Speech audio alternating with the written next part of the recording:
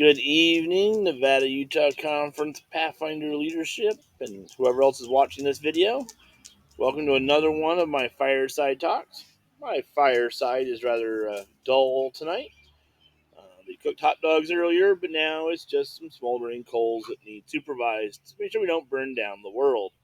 Which, local fire department really encourages not burning down the city. So, while it's cooling off, I'm recording a video. So, now this video I've been working on for a long time, and I've done many takes of it sitting here in the evening, and they just keep coming out wrong. But hopefully this one will be good. So here it goes. We are talking about Pathfinder of the Year. So Pathfinder of the Year is a conference award as laid out in the Pathfinder staff manual. Okay. I hope every one of you guys has a copy of this. If you don't, you do need to go on Advent Source and get yourself a copy, because this book does tell you how to run Pathfinders. Without it, I don't know how you've been running a Pathfinder club. But in this book, page 50, right after the part where it tells you how to sew on your patches, we have a whole section on different awards and some things. This one is Pathfinder of the Year award, and there is a nomination process. Okay, this is not a if you just do the right stuff, you'll get this. You have to be nominated by your local club, and you will be put in a pool of all the Pathfinders in the conference who were nominated from their clubs. Okay, and the best Pathfinder in the whole conference will get the award. Now, sometimes that's a real easy decision because, well, in the last 10 years, we've only had 2 nominations. So those kids, by default, got the award. But if we had lots of nominations, we would have to look at everything which was sent in. First, we look at the total of points they have.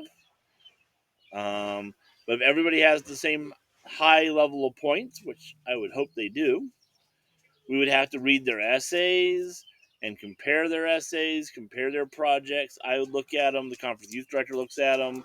If we can't pick a clear winner, then we have to go to the advisory, and then the whole advisory would have to read all the essays, and we'd probably have to take a vote if there was a huge tie. All right? So that's roughly the process. It's not really political. It's just totaling points and looking to see what, trying to find the Pathfinder who did the best, the most. And so there's a few clear things here. I'm just going to go over them real fast. One, you got to use the form, and you got to scan it and email it to me. All right? If I don't get it, then I can't consider your Pathfinder for Pathfinder of the Year. See? Even my rooster agrees. Next, the form, each category is 1 to 10 points. Okay? And that's just completely up to you and your staff if you feel that's a 1, a 5, a 6, or 10. 10, they couldn't have done better, okay? 1, they barely did it. So, obviously, if they got lots of 1s, they're probably not a good candidate, but maybe all the best Pathfinders in the conference have 1s as well, so you might want to put your best kid forward just to see, right? Can't hurt to try. All right? So, and we cover basic things in here, such as attendance, uniform, appearance. That's right. Those are very easy to understand. And right. Next one, a little more iffy, conduct. That conduct, it says in here, that it has to not just be in the club. This kid has to be consistent in their conduct. They can't just say yes, sir, at the club and tell their mom, I'm busy. Okay, they need to use yes, mom, yes, director. Right? They got to respect the pastor. They got to respect their church, their elders, the Sabbath school. Okay. Then they have spiritual. So they need to be spiritual all the time. This kid in your club would be the one who wants to pray or do a devotional, right? but they should be that way at home. They should be that way in church. This kid, if the pastor asks him to come up front and read a verse or help him with a sermonette or a skit, should always say yes. He's a volunteering spiritual kid. If the kids are having issues, this is the kid who volunteers. Hey guys, maybe we should stop and pray about this. Okay, this is the spiritual on fire kid.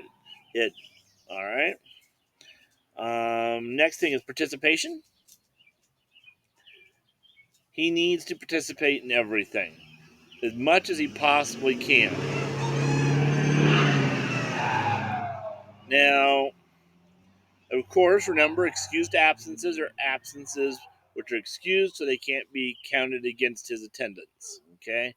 So, and if you're unclear on how excused absence works, you can read up on that in the manual under excused absences.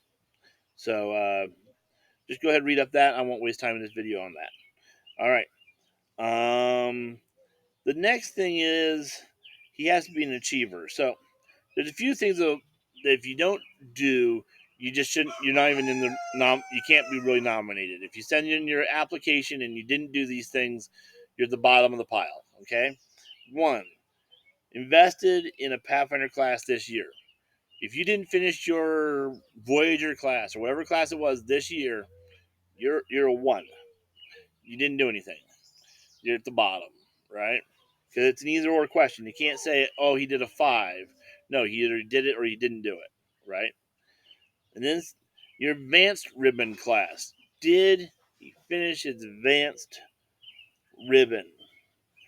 And okay, so you need to finish that.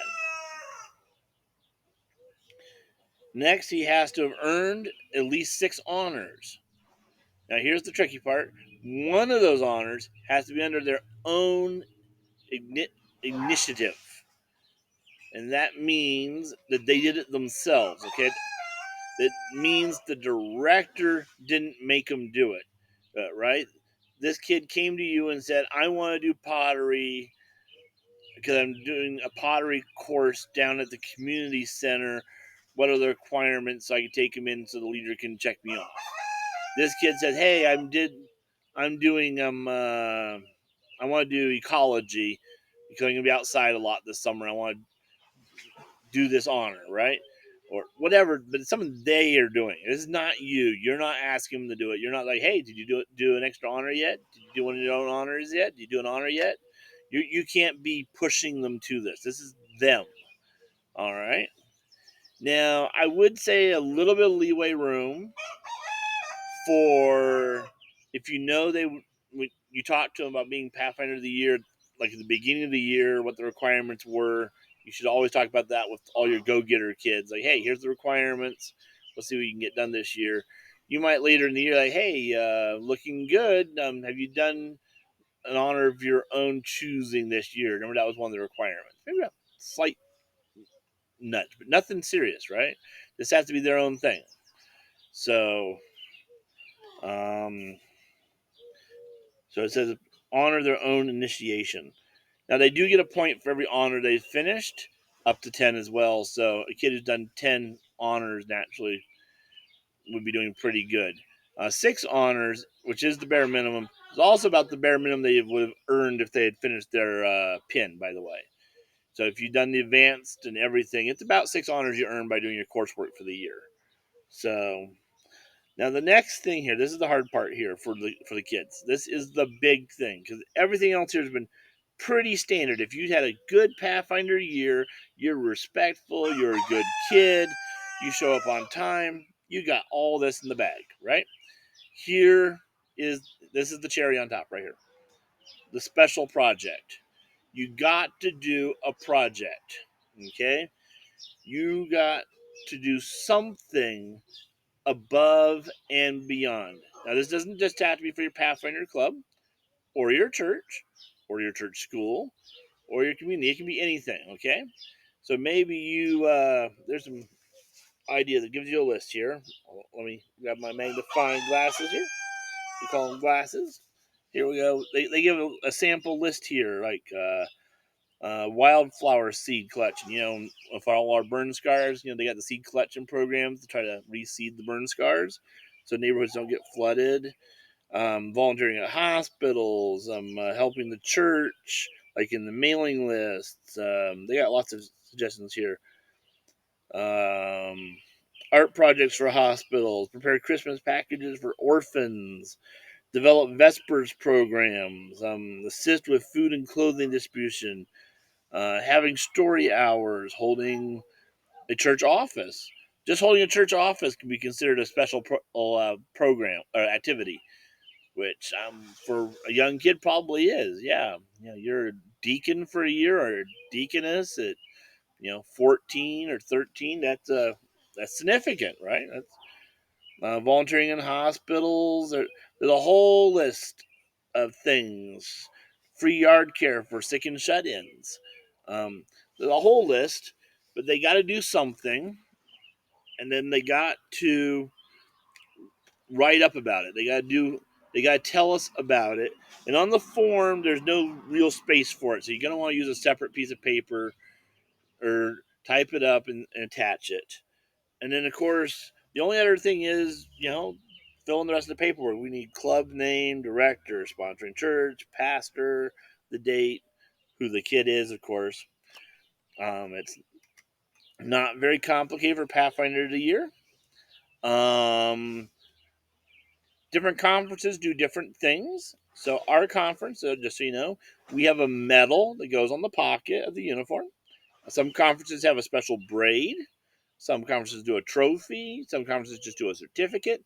But most of them do a medal, and that's what we do in our Nevada Utah conference as well. I really hope I can pass out one of these awards this year.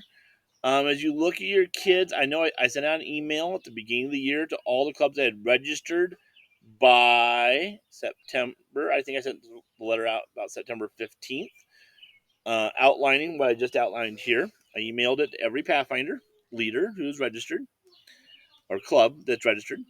Um, but in case you guys missed it for whatever reason, your club was late online or whatever, and you want to try to get your kid in, and let's say you guys haven't talked about it and the kid hasn't really worked on it this year, if you look at your kids, maybe see if one has qualified inadvertently. Like, hey, Jill, she did all her work. She good attitude, always dressed right. Yeah, I think she's good. Let's ask her. Oh yeah, she did those extra honors on her own. I've had several Pathfinders who did extra honors on their own. Like once a month, they're always coming to me like, "Hey, I'm working on this at school. Can it count?" And I'm like, "Oh yeah, of course it can." He did so many extra honors by just including his school and his community activities and stuff he was interested in on his own. He was a 30 patch a year kind of kid. So hey, did they do the extra honors on their own? Oh yeah, James. Yeah, he did that thing at school. I think he could qualify. Let's talk to and see if he did, because maybe he could, and you can submit him. That would be really great if you guys hadn't planned on a kid to get the honor, or the award. Sorry, the award. Because ideally, you should talk to the kids at the beginning of the year, remind them this is a thing, and they should work toward the overachievers, your top kids. They should be working towards this all year. They should be something they're thinking about, not be a last minute kind of, oh, I wonder if I qualified this year. But, it's been a busy year. So, if you need to talk to a few kids and see, I'm not completely against giving kids opportunity whenever possible, because, I'd really, really like to celebrate our kids and what they've done and achieved. And it's really important that we honor what they've done. So make sure you check out Pathfinder of the Year nominations, and of course, you know, in the chat on this video, you can post questions. You can call me, of course. You can leave comments, share the video. And a reminder, this is an NUC video, so for Nevada Utah Conference. So if you're not from our conference seeing this video, ask your conference what we do for Pathfinder of the Year and see what your requirements are for it. Because some conferences have some different qualifications and stuff. So make certain you check what your conference does. Don't just say, hey, I saw this guy on the internet, and why didn't I earn it? So make sure you always check with your home conference. And that is it for my poor campfire. And I'll talk to you later. You can always call me or send me questions. And I got a whole list of questions I'm working on, so there'll be a whole list of new videos. So have a good evening.